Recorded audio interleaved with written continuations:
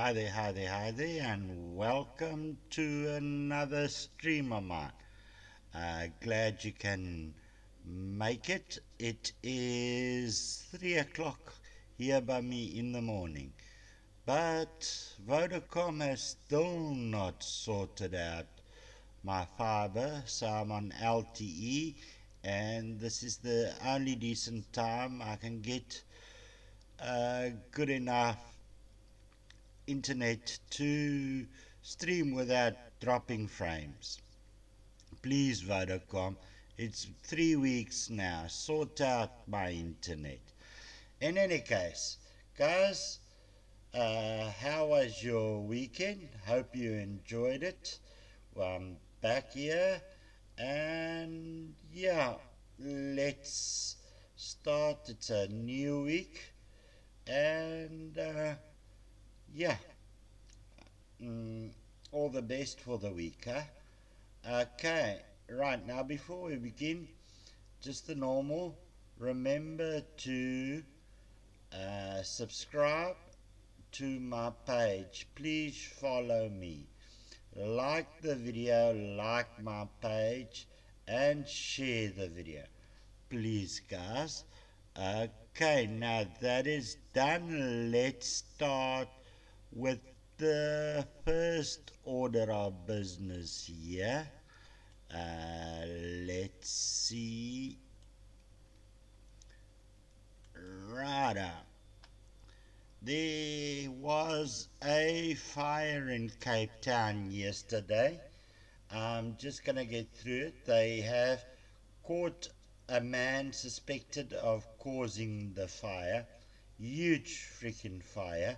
We will go through it now and then get all the details. Right. Frederick Mangazo was apprehended by neighborhood watch and law enforcement officials on Sunday night. Is accused of starting a new fire during the existing blaze. He was represented by pro and private lawyer Sean Baram, who told News 24 he had been in contact and provide legal assistance. The Cape Town Magistrate Court building was closed on Tuesday due to COVID-19 scare, so Mavonga was led through a narrow passage in Magistrate Court. Okay. His voice was shaky when he gave Bahram answers to questions being raised during his first appearance. The court heard that two other people were seen with Mangazu, but that only he was apprehended. He is accused of starting a fire that has been charged with arson. In the course of establishing whether or not it would be granted bail. Okay.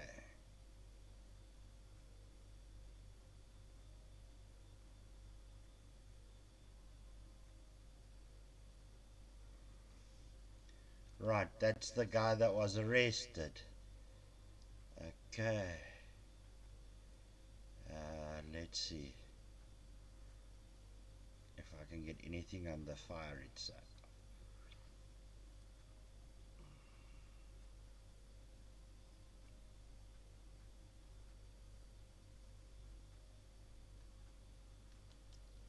Right, let's go in here.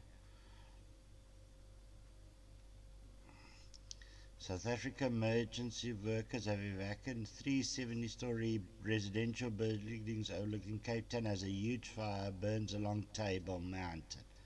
There you guys can see. The University of Cape Town Historic Library was also badly damaged. About 250 firefighters have been battling the blaze, which has been fanned by strong winds. Helicopter was used to waterborne flames, but their work had been hampered by the conditions. Yeah, check out that fire. And that's the university, up in flames. South African National Park says firefighters were alerted at 9 o'clock local time GMT as the flames spread quickly because of the low humidity and dry brush. The fire created its own wind during the increased rate of spread. It added estimating that firefighters would need at least 3 days to control the blaze. Yeah, the Table Mountain is prone to fires because of its vegetation, but this is the first time it has engulfed the neighboring university. City officials said the suspect has been detained amid speculation that new fires may have been started and the original fires was an act of arson. The fire is not under control yet. At this time, the wind is a major contributing factor, a statement issued by city officials said. Check out that. Yeah. The emergency service have evacuated some residents from the upmarket suburb of Vredehoek along the slopes of the Table Mountain. School in the suburbs have been also ordered to evacuate. The fire that initially started in the vicinity of the Rhodes Memorial just under 24 hours ago continues to rage as it spreads in the direction of Vredehoek, city officials said in a statement. Disa Park, which refers to three identical residential buildings close to the foot of Table Mountain, has also been evacuated. And the nearby University of Cape Town has also been shut down and 4,000 students evacuation. The fire destroyed the reading room at the university 200-year-old Jaeger library, including an antique collection of African books and archives, many still unexplored. Some of us watched from on site with horror and helplessness this elegant and historical library burn, said the university executive director for library Ujala Satgur. The African studies was also damaged in the blaze. Yeah, so um, big damage there, guys. Big damage, and yeah, all our best wishes and everything goes to the people of Cape Town, and I hope they get this thing under control. And yeah, this is normally the time you get forest fires and stuff in Cape Town, but this is a bit above and beyond. This is getting dangerous. In any case, yeah, okay, that's said and done. That is what we've done so far. And now let's move over to the next segment, which I also want to do a bit of a how can I put it? A bit of a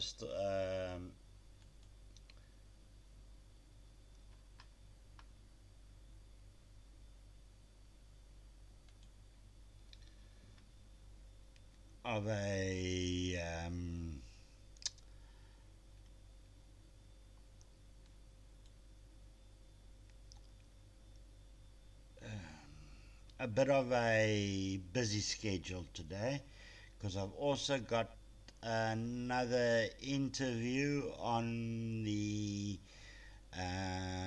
weapons with Willem, which I'm going to play for you guys now.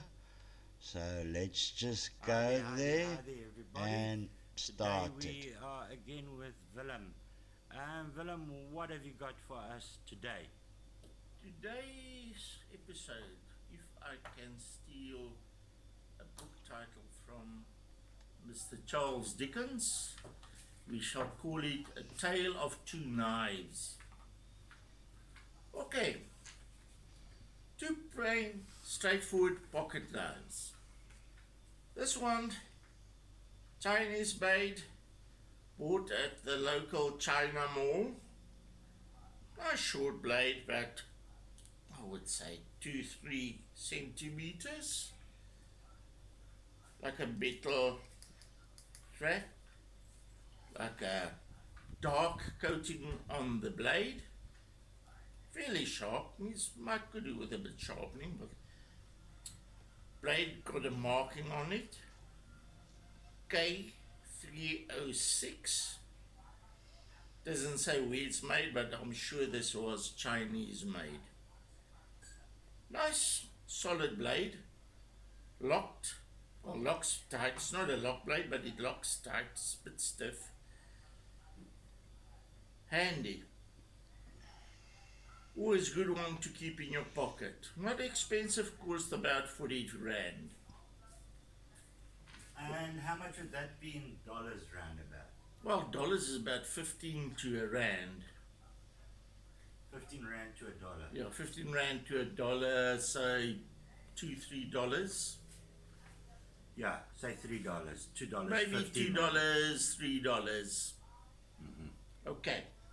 Like I said, cheap, but nonetheless useful. Now, I got this one, a Bear Grylls. It was also made apparently by Gerber for him. As you can see, brand name got all the markings on the box. Now, Bear Grylls, if nobody knows, is one of these reality shows, the guys that lost in the wilds of Wales, of God knows where else. And he's always surviving and got survival tips. Some which might be useful, some which might not be. Okay, here's the knife. Sorry about that. And give me a second.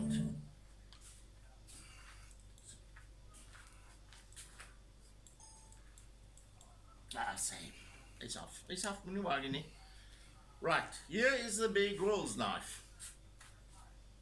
Also a very short blade, and would have been a very handy pocket knife. Plastic handle, got the BG on the grip, both sides like corrugated, so it should give you a nice grip. Blade's also coated with something like a greyish coat, not black like the Chinese one. Got like a, I don't know what the idea of that is. Can't see much use of that. But you got a normal straight blade here, and you got like a serrated blade there. Grip has been shaped nicely, gives you a nice grip. All in all, I would say this is a very nice blade, knife. Would it be a better quality than the other one? Possibly, yes. A little bit. But the other one, if you haven't got anything else on you, the other one would do in the set. Also, with this knife, in the package, which is a nice touch, they give you a little pamphlet. It's almost like a little booklet. All kinds of survival tips.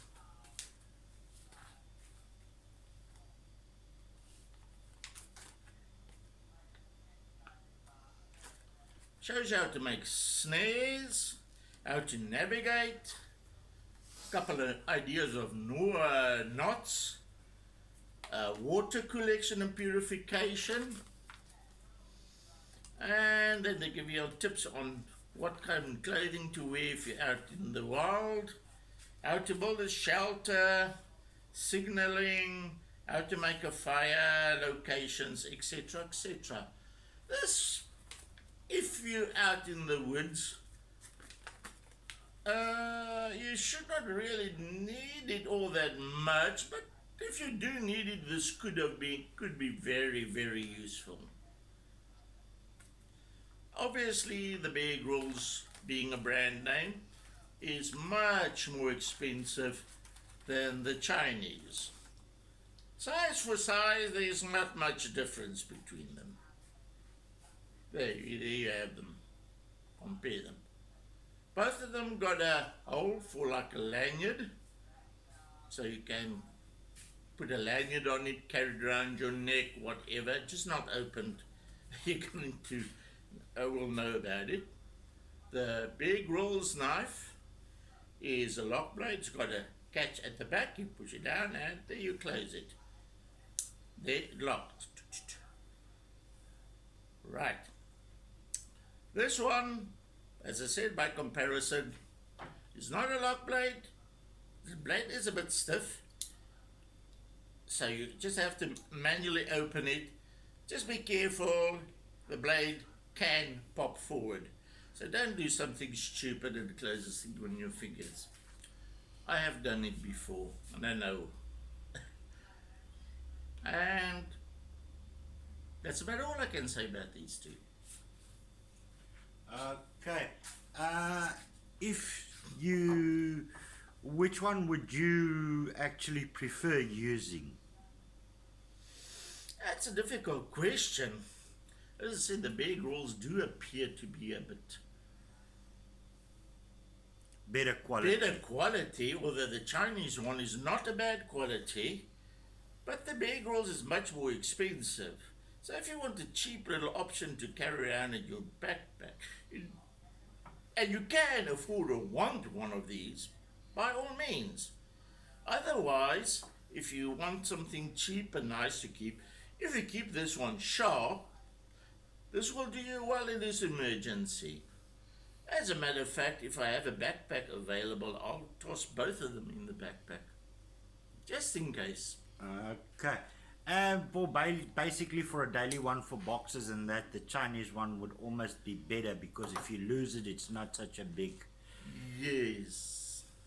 I've worked for customs and we had to open up packages regularly, and people have the habit of not carrying a knife with them.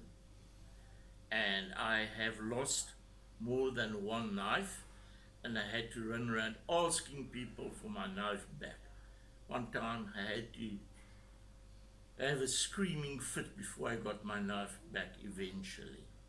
I see. So two different knives, two different, well, same basic function, but use it for different uses. Yeah. Well, they basically would have been the same use. I mean, there's nothing you can't do with the one you can't do with the other. Yeah.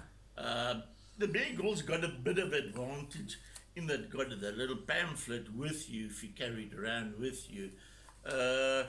Under normal circumstances, this would have been an excess, not really. You can almost say maybe it's a sales gimmick, but if you're really in trouble, this could help, yes. Okay. So the Bear Grylls might, on that point, might win. Okay, thank you very much, Willem. And I'll see you soon. Thanks, guys. Right. Now that was another episode in the season of weapons. Okay, I hope you guys enjoyed this video. Let me know in the comments. Let me know, and I will answer your comments. Also, guys, remember to follow my page, like this video, share this video. Let's get it out there and let's grow this channel. Oh yes, also you guys can find me on YouTube, Lord Soth. Just look there, I'm there, and any old content and stuff that you want will be on there. Okay guys, enjoy your week, and I shall chat to you guys shortly again. Alright, bye.